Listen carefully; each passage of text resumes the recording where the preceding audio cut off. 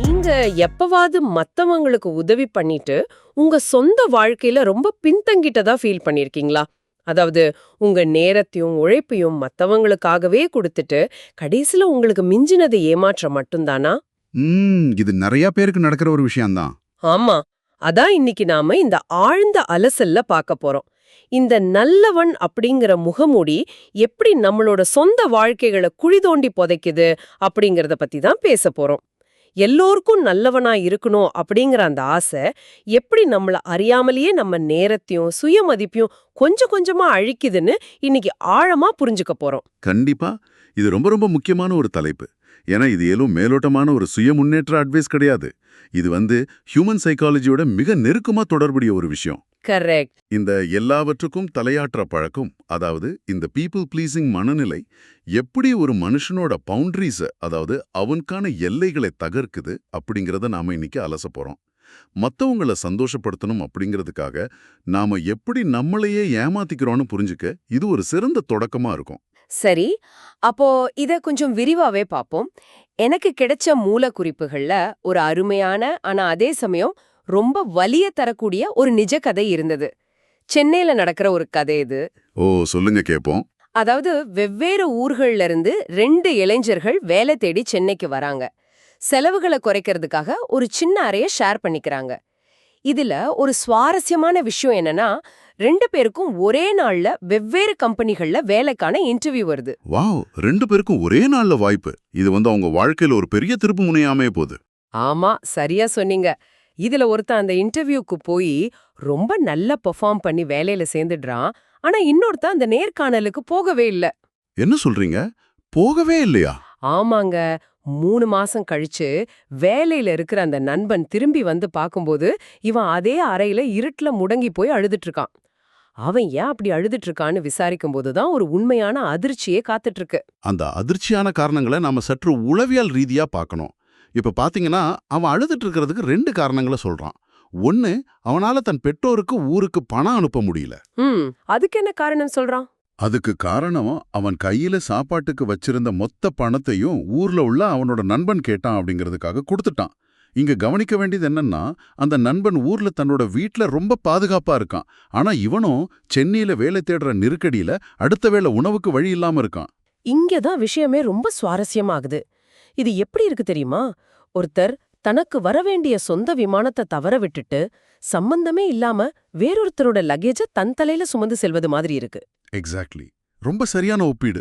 அது மட்டுமா, அந்த இன்டர்வியூக்கு ஏன் போகல அப்படின்னு கேட்டா அவன் சொல்ற காரணம் இன்னும் பகீர்னு இருக்கு. அவன் இன்டர்வியூக்கு கிளம்புற நேரத்துல அவனோட ஊர் நண்பன் ஒருத்தன் ஃபோன் பண்ணிருக்கான். அவன் பாட்டுக்கு சம்பந்தமே இல்லாத கதைகளை பேசிக்கிட்டே இருந்திருக்கான். அந்த நேரத்துல இவன் போனை வச்சிருக்கலாமே. காரணத்துக்காக அவன் பேசி முடிக்கிற வரைக்கும் காத்திருந்திருக்கான். கடைசில இன்டர்வியூக்கே தாமதமா போய் அந்த மாபெரும் வாய்ப்பை இழந்துட்டான். எனக்கு என்ன புரியலனா, இது வெறும் முட்டாள்தனமா இல்ல எல்லோருக்கும் நல்லவனா தெரியணும் அப்படிங்கிற ஒரு வகையான மனநோயா? இது முட்டாள்தனத்தை விட ரொம்ப ஆபத்தானது. இது ஒரு ஆழமான பயம். சைக்காலஜில இத ஃபியர் ஆஃப் ரிஜெக்ஷன் அப்படின்னு சொல்லுவாங்க. அந்த அரை நண்பன் அவனுக்கு கொடுத்த சவுக்கடியை நம்ம கொஞ்சம் கவனிக்கணும். ஆமா, அவன் ஒரு விஷயம் பண்ண சொல்றான் இல்லையா? ஆமா, அவன் செஞ்ச முட்டாள்தனத்தை அவனுக்கே உணர்த்த, சரி இப்ப அந்த நண்பனுக்கு ஃபோன் பண்ணி ஸ்பீக்கர்ல போடு அப்படின்னு சொல்றான். இவன் 2 முறை ஃபோன் பண்றான். ஆனா அந்த நண்பன் ஃபோனை எடுக்கவே இல்லை. இதுதான் உறவுகள்ல உள்ள ஏற்றத்தாழ்வு. ஓ, அசிமெட்ரி இன் ரிலேஷன்ஷிப்ஸ் அப்படின்னு சொல்லுவாங்களா, அதுவா? அதேதான். தான் பிஸியா இருக்கும்போது அந்த நண்பன் ஃபோனை எடுக்க மாட்டான். ஆனா அவன் பேச நினைக்கும்போது இவன் தன் வாழ்க்கையே பணைய வச்சு அவன்கிட்ட பேசணும். இது எவ்வளோ பெரிய முரண்பாடு பாத்தீங்களா? ஆமா, அவன் போனை எடுக்காத போது இவன் சமாதானம் சொல்றான், அவன் வேலையில இருப்பான்ல அப்படின்னு. அதுக்கு அந்த அரை நண்பன் கேக்குறான், அவன் போன் எடுக்காட்டி அவன் பிஸியா இருக்கான்னு நீ புரிஞ்சுக்கிற. ஆனா நீ இன்டர்வியூக்கு கிளம்பும் போது போனை வச்சா மட்டும் அது எப்படி திமிரா மாறிடும் அப்படின்னு. இதை விட நெத்தியடியா ஒருத்தரை கேட்க முடியாது. முற்றிலும் உண்மை. இங்க நாம கவனிக்க வேண்டிய இன்னொரு நுட்பமான விஷயம் இருக்கு. உதவி கேட்கறது கூட ஒரு வகையான முயற்சி தான் அப்படிங்கறத அந்த அரை நண்பன் உணர்த்துறான். வேலை இல்லாம 3 மாசமா அறையில அழுதுட்டு இருக்கிற அந்த நபர், என்னிடம் பணம் இல்லை, வேலை இல்லை அப்படின்னு தான் அறையில் உள்ள நண்பன் கிட்டேயே தான் ரெஸ்யூமை கொடுத்து வேலை கேட்டிருக்கலாம். ஆமா, அவன் கண் முன்னாடியே ஒரு வாய்ப்பு இருந்திருக்கு. கண்டிப்பா. அந்த அரை நண்பனோட கம்பெனிலேயே நிறைய காலி பணியிடங்கள் இருந்திருக்கு. நீ ஏன் என்கிட்ட கேட்கல அப்படின்னு அவன் கேட்கும்போது தான் இவனோட அந்த நல்லவன் அப்படிங்கிற ஈகோ எவ்வளவு பெரிய தடையா இருந்திருக்குன்னு புரியுது. மத்தவங்களுக்கு உதவி செய்யறதா நினைச்சுக்கிட்டு தனக்கு தேவையான உதவியை கூட கேட்க தயங்குற அளவுக்கு இந்த மனநிலை இவனை குருடாக்கி இருக்கு. இதை விட ஒரு சிறந்த உதாரணம் இருக்க முடியாது. இதை தொடர்ந்து நாம இன்னொரு பெரிய உண்மையை நோக்கி நகரணும். இந்த உலகளாவிய நல்லவன் அப்படிங்கிற மாயை, அதாவது அனைவர்கிட்டையும் நற்பெயர் வாங்கலாம் அப்படிங்கிற சிந்தனை, இது ஏன் மனுஷங்களுக்கு இவ்ளோ ஆழமா பதிஞ்சிருக்கு? இத நாம எவல்யூஷனரி சைக்காலஜி, அதாவது பரிணாம வளர்ச்சி மூலமா புரிஞ்சுக்கலாம்.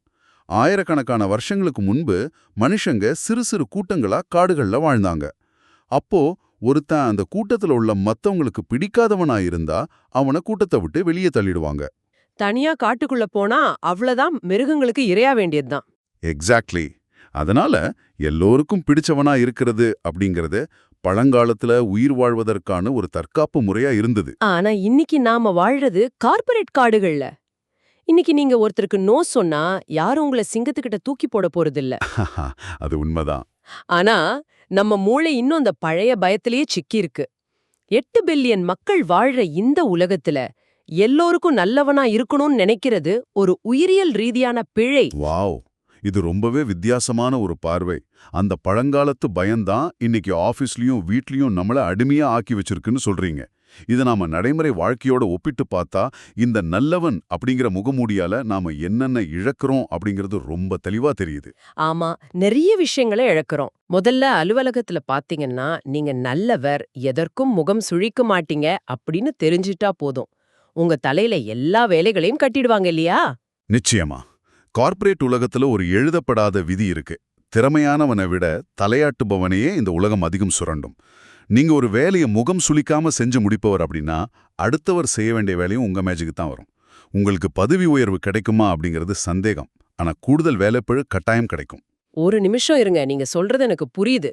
ஆனா ஒரு டீம்ல வேலை செய்யும்போது மத்தவங்களுக்கு உதவுறது, விட்டு கொடுக்கறது, இதெல்லாம் ஒரு நல்ல டீம் பிளேயருக்கான அடையாளம் இல்லையா? இதையெல்லாம் செய்யக்கூடாது அப்படின்னா அது ஒரு மாதிரி சுயநலமா, ஒரு திமிரான செயலா மாறிவிடாதா? இது ஒரு மிகச்சிறந்த கேள்வி. டீம் பிளேயர் அப்படிங்கிறதுக்கும் கால் மீதியடி, அதாவது டோர்மேட் அப்படிங்கிறதுக்கும் நிறைய வித்தியாசம் இருக்கு. ஒரு நல்ல டீம் பிளேயர் தன்னோட வேலையை சரியா செஞ்சுட்டு நேரம் இருந்தா மத்தவங்களுக்கு உதவுவார். ஓ, தன்னோட வேலை முடிஞ்ச பிறகுதான் மத்தவங்களுக்கு உதவுவாரு. ஆமா. ஆனா ஒரு பீப்பிள் ப்ளீசர் தன்னோட சொந்த வேலைய, தன்னோட இலக்குகளை புறக்கணிச்சிட்டு மத்தவங்க வேலையை செய்வார். இதனால நிறுவனத்துக்கும் எந்த லாபமும் இல்ல, அவருக்கும் லாபமும் இல்ல. எல்லைகளை வகுக்கிறது உங்களை சுயநலவாதியா மாத்தாது. அது உங்க நேரத்தையும் ஆற்றலையும் சரியான திசையில பயன்படுத்த உதவுது. அருமையான விளக்கம். இது அலுவலகத்துல மட்டும் அல்ல, தனிப்பட்ட வாழ்க்கையிலையும் எவ்வளவு பெரிய பாதிப்பை ஏற்படுத்துதுன்னு பார்க்க முடியுது. சிலர் மத்தவங்களுக்கு லட்சக்கணக்கில் செலவு செய்வாங்க, நண்பர்களோட ஸ்டார்ட் அப் கம்பெனிகளுக்கு பணம் கொடுப்பாங்க. ஆனா தங்களுக்குன்னு எதுவும் செஞ்சுக்க மாட்டாங்க. அதுதான், சொந்தமா ஒரு நல்ல சட்டையோ அல்லது தங்களுக்கு தேவையான அடிப்படை பொருட்களையோ கூட வாங்கிக்க மாட்டாங்க. தங்களுக்கான வாடகையை கட்டக்கூட பணம் இல்லாம ரொம்ப கஷ்டப்படுவாங்க. அது தியாகம் இல்லைங்க, அது தங்களை தாங்களே தண்டிச்சுக்கிறது.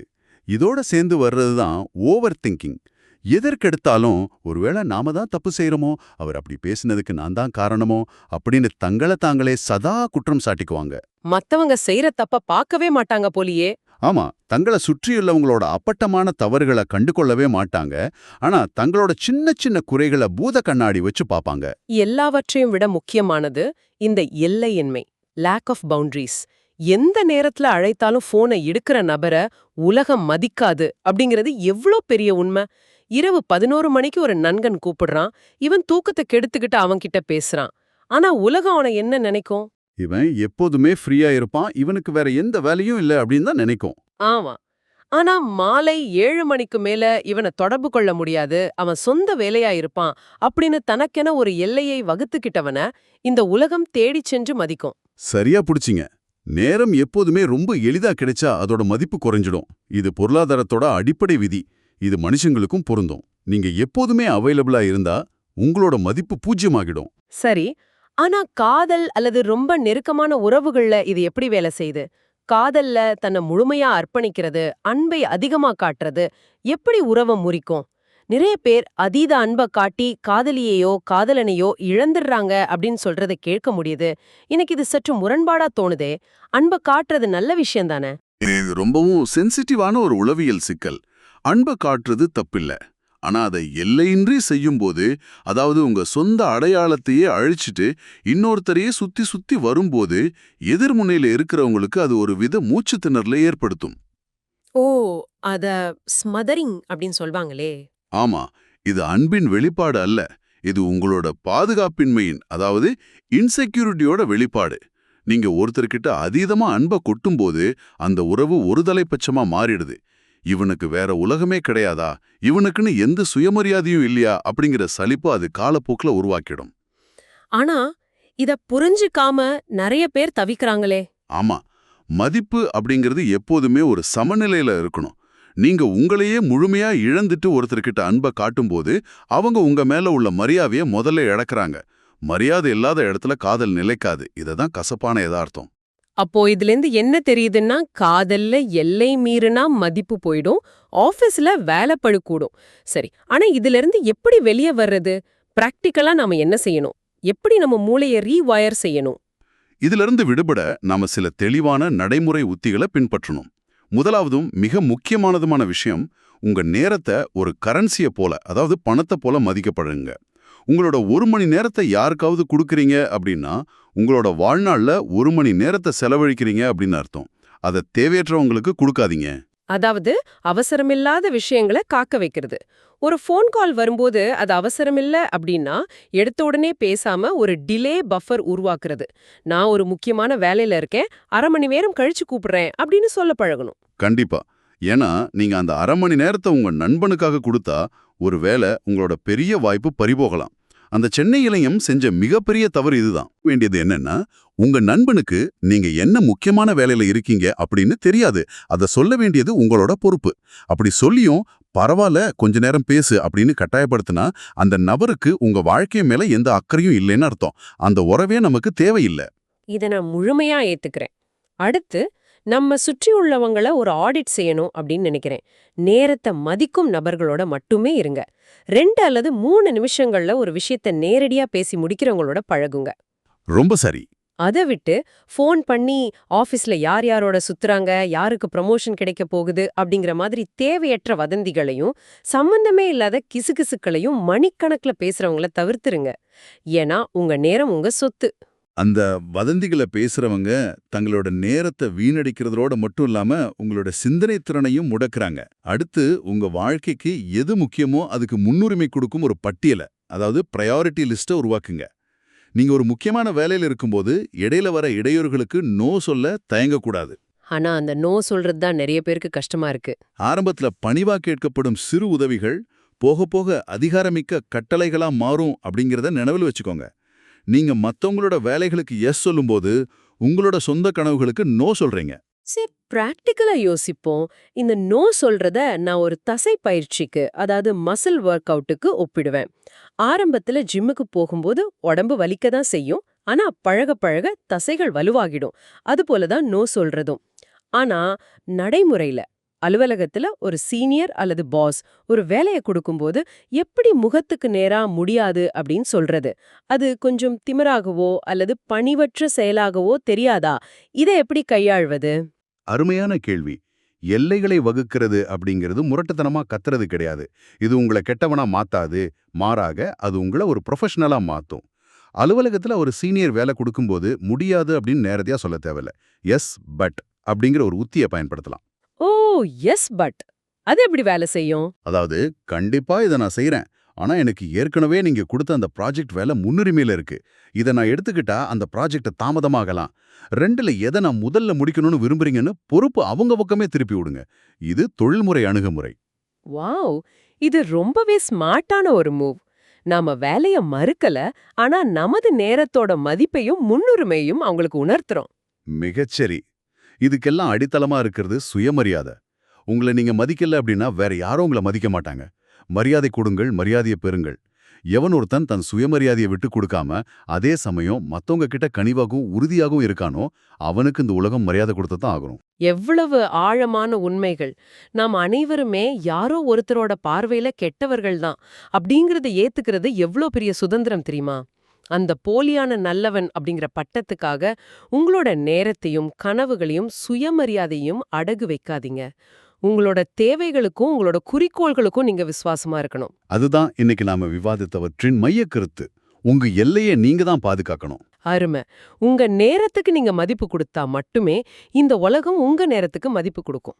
அடுத்த முறை யாராவது உங்க நேரத்தை வீணடிக்க முற்படும் போதோ அல்லது சம்பந்தமே இல்லாத ஒரு கோரிக்கையை உங்க முன் வைக்கும் போதோ அந்த சென்னை அறையில அழுதுட்டு இருந்த இளைஞனோட கதை உங்க நினைவுக்கு வரட்டும். இது நிறைவு செய்யறதுக்கு முன் ஒரு முக்கியமான கேள்வியை நான் உங்க முன் வைக்க விரும்புறேன். சற்று ஆழமா யோசிச்சு பாருங்க. நாளை காலை முதல் நீங்க மத்தவங்களுக்கு நோ சொல்ல தொடங்கி உங்களுக்கான எல்லைகளை இறுக்கமா வகுக்கிறீங்க அப்படின்னு வச்சுப்போம். அப்போ உங்க மேல முதல்ல கோவப்படும் அல்லது உங்களை விட்டு விலகும் நபர்கள் யார் தெரியுமா? இதுவரை உங்களோட எல்லையின்மையை பயன்படுத்தி உங்களை ஏமாற்றி தங்களோட காரியங்களை சாதிச்சுக்கிட்டவர்கள் தான். அந்த போலியான உறவுகளை இழக்க நீங்க தயாரா இருக்கிறீங்களா? யோசிச்சு பாருங்க. இது உண்மையிலே ஒரு சுருக்கென்று தைக்கும் கேள்விதான். உங்களோட உண்மையான வெற்றியை தடுக்கும் அந்த நல்லவன் முகமூடியை கடற்றி எறியும் நேரம் வந்துடுச்சு. இந்த சிந்தனையோட இன்றைய உரையாடலை நாம நிறைவு செய்வோம்.